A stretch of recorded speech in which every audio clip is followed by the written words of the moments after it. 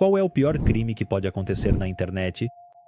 Talvez CP, venda de pessoas através de portais na web, golpes virtuais, extorsão, todos terríveis, mas nas Filipinas eles se misturam de uma forma quase surreal.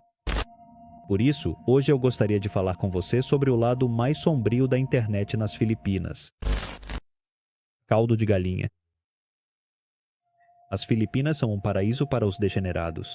Neste lugar, as leis são literalmente quase inexistentes quando falamos de CP ou caldo de galinha. Caso você não esteja familiarizado com o termo CP, ele está relacionado à palavra caldo de galinha e é um código usado por pedófilos para buscar pornografia infantil.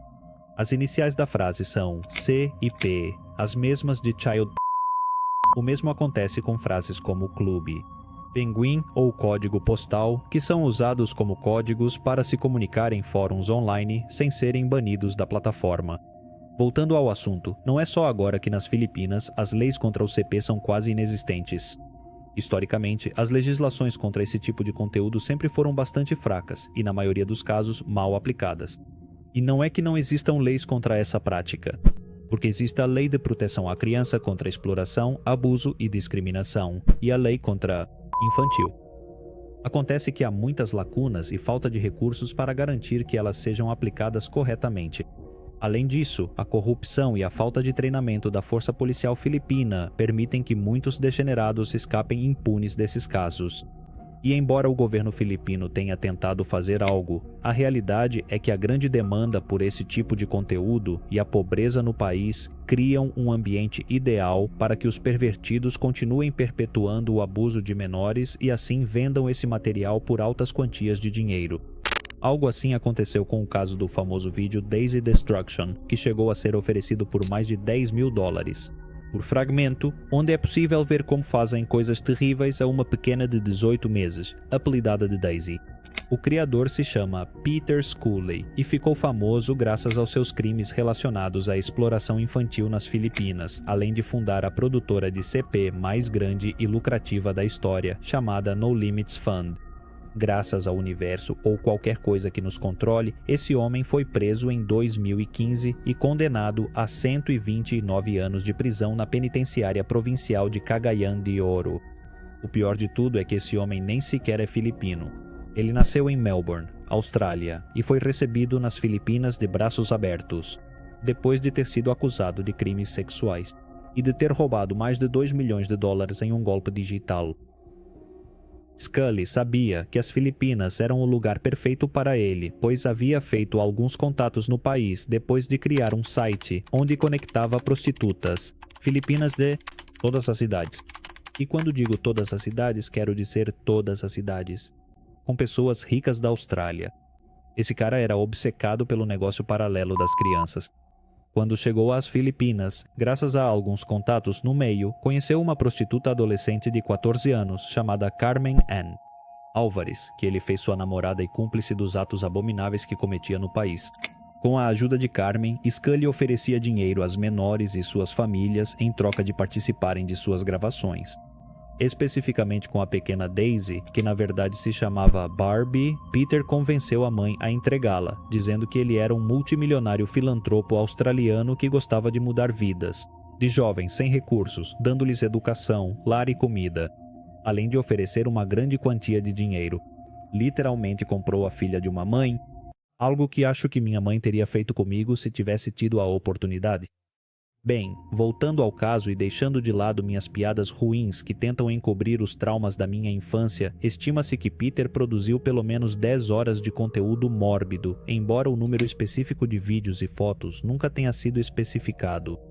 Como era de se esperar, ele vendia isso na Deep Web e seus clientes eram do mundo todo. Ele simplesmente usou a internet e a falta de leis nas Filipinas para criar uma das maiores atrocidades, conhecido na história da internet. E ele não estava sozinho. Peter trabalhou com um grupo bastante grande de pessoas, incluindo policiais e agentes filipinos. É por isso que a internet filipina pode ser tão perturbadora, que a polícia faz parte de uma indústria de conteúdo multibilionária. CP. É algo inexplicável. E veja, nós vivemos na América Latina. Vimos algumas coisas bem obscuras envolvendo a polícia, mas isso é outro nível. Há outro caso semelhante e igualmente bizarro ao de Peter Schooley. Este é o caso de David Timothy Deacon.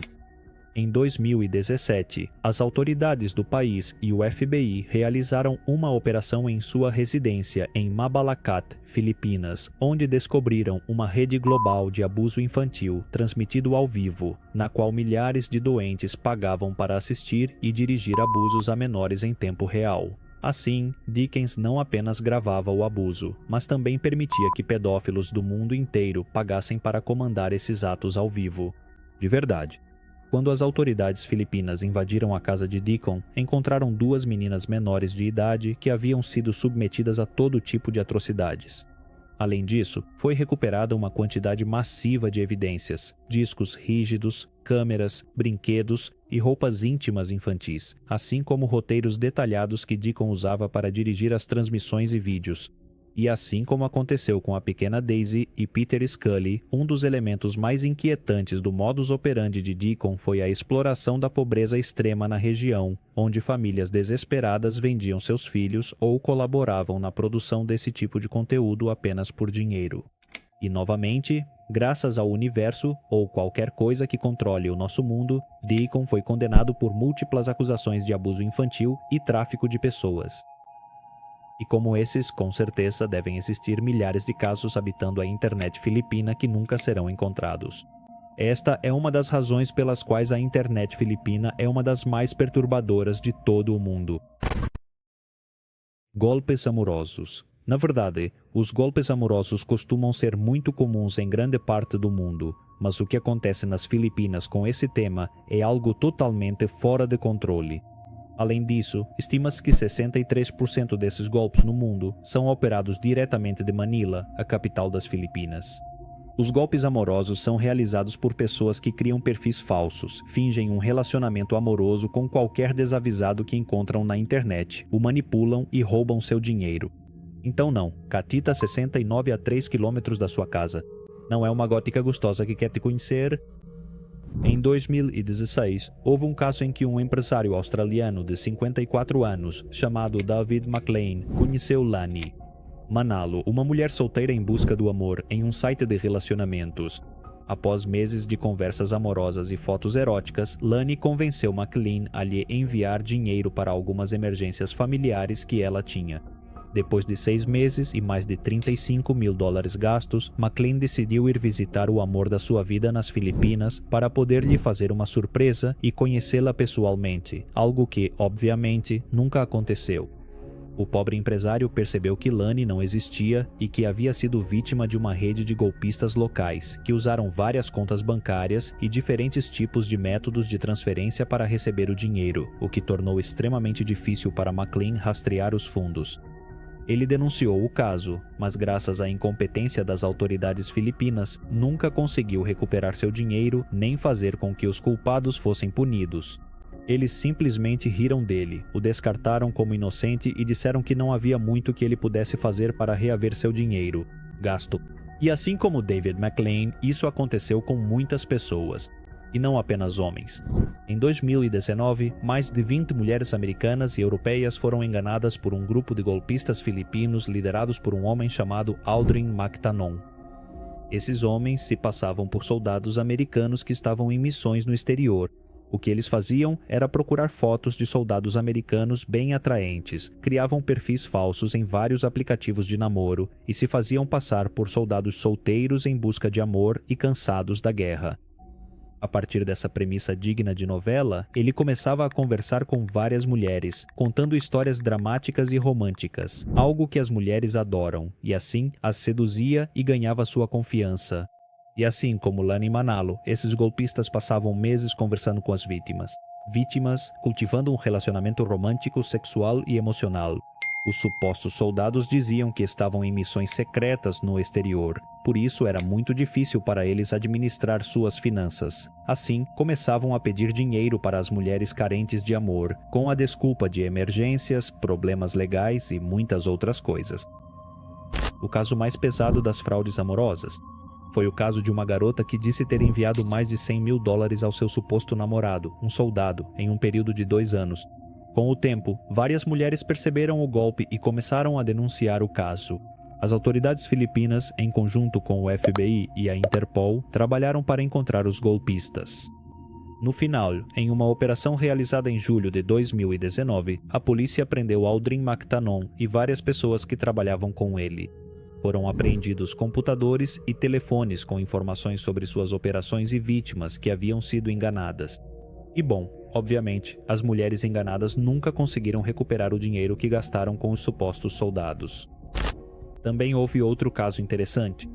Jane Ferrer, uma mulher filipina, aplicou um golpe de mais de $60 mil em Michael Bateson, um britânico de 63 anos.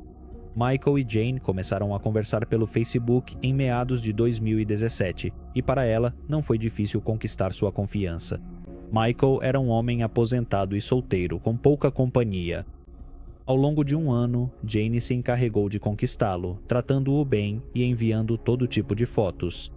Ela pedia dinheiro constantemente, alegando que sua mãe estava doente e que, como parceiro, ele deveria apoiá-la.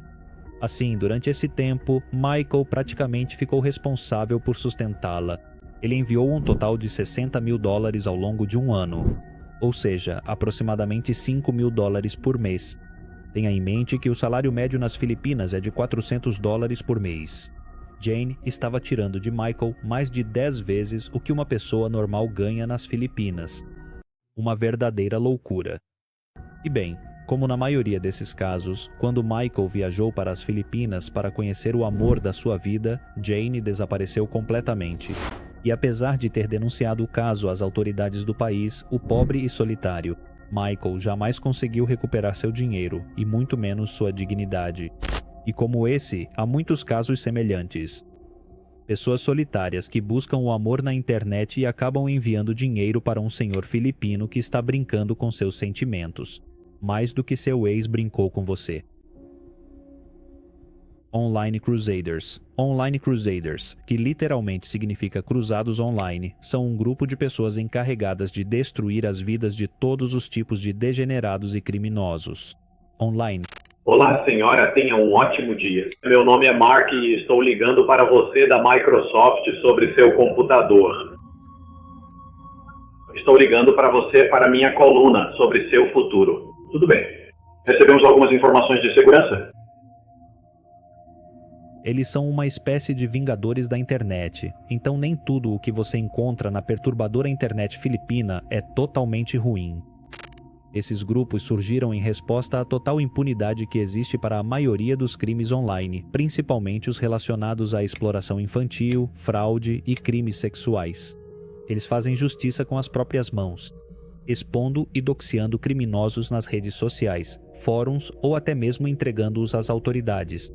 E como tudo na vida, há muitos que apoiam, mas também há uma grande quantidade de pessoas que os criticam. Isso porque colocam em risco a vida de inocentes, omitem processos legais e criam uma cultura de justiça popular que pode sair do controle. Não entendo como doxiar criminosos coloca em risco a vida de inocentes quando é feito 100% corretamente e com provas. Mas enfim, existe todo tipo de moralista estranho na internet que acha que sempre está certo. Digo, é melhor fazer isso do que não fazer nada. Embora possam ter um ponto, também é preciso deixar claro que o doxing mal feito pode ter consequências desastrosas quando não há provas suficientes.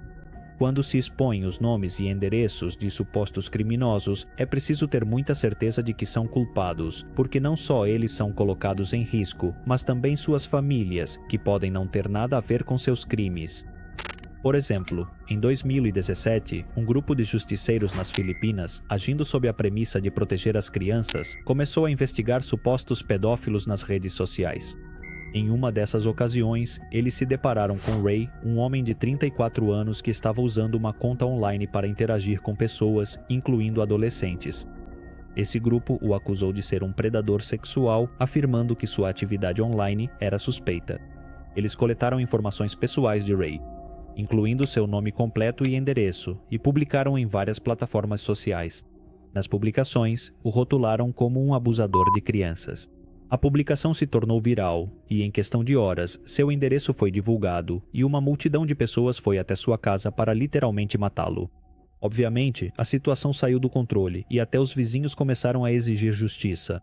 O grupo de pessoas conseguiu forçar a entrada em sua casa, causando um prejuízo de 20 mil.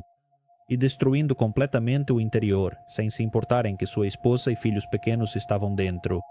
Ray, junto com sua família, tentou escapar se trancando em um quarto nos fundos, enquanto cerca de 30 pessoas destruíam toda a sua casa. No final, conseguiram ligar para a polícia para que retirasse as pessoas da casa. Depois de toda essa situação, as autoridades investigaram o caso e descobriram que Ray não tinha antecedentes criminais e que as acusações eram falsas. Foi revelado que ele simplesmente havia interagido online de uma maneira que, embora inapropriada para alguns, não era um crime. E embora eu não saiba o que querem dizer com interagir online de uma maneira inapropriada, ao que parece, Ray realmente era inocente. Algo semelhante aconteceu com Gabriel Santos, um jovem de 22 anos, natural da cidade de Cebu. Este menino foi escolhido por um grupo de cruzados que o acusaram de fazer parte de uma rede de exploração infantil. Tudo começou quando Gabriel foi visto interagindo em vários fóruns da internet, que eram conhecidos por serem usados para compartilhar conteúdo ilegal. Mais do que tudo, relacionado a CP e esse tipo de coisas obscuras. Embora suas interações fossem realmente inocentes, o simples fato de estar naquele canto da internet já era bastante suspeito para o grupo de Crusaders que o encontrou. Então, eles começaram a coletar informações pessoais de Gabriel, nome completo, endereço de casa, detalhes sobre sua família, entre outras coisas. Essas informações foram publicadas em várias contas de grande repercussão, junto com acusações que o relacionavam ao tráfico e abuso de menores. E como costuma acontecer nesses casos, bastaram apenas algumas horas para que todas as suas informações fossem compartilhadas por milhares de usuários filipinos em busca de uma suposta justiça. E assim como aconteceu com Ray, a situação rapidamente saiu do controle. As pessoas se organizaram e se mobilizaram para cercar a casa dele, exigindo que Gabriel saísse e assumisse as consequências de seus supostos atos perversos. Para evitar que ele fosse assassinado, as autoridades tiveram que intervir e prender Gabriel, não porque tivessem provas de sua culpa, mas para protegê-lo da multidão que acreditava que ele era um sádico. Apenas porque algumas contas do Twitter disseram isso. Após sua prisão, as autoridades começaram a investigar as acusações, rastrearam sua atividade online e descobriram que Gabriel não tinha nenhuma ligação direta com o tráfico de conteúdo ilegal. O que havia acontecido era que ele fazia parte de vários fóruns onde de fato havia usuários com intenções criminosas, mas ele não havia compartilhado conteúdo inadequado nem participado de conversas suspeitas. Ele era simplesmente um jovem usuário curioso da internet que, como todos nós, navegava em comunidades online sem ter consciência de toda a extensão dos riscos associados a algumas delas. Obrigado por assistir a este vídeo e apoiar o canal. Especialmente para você, por assistir a tudo e não ficar estressado com meus comentários. Fora do lugar. Inscreva-se, deixe um like e comente qualquer coisa para que eu possa responder de uma forma divertida e perturbadora. Vou deixar aqui alguns vídeos que com certeza vão te interessar e a gente se vê na próxima.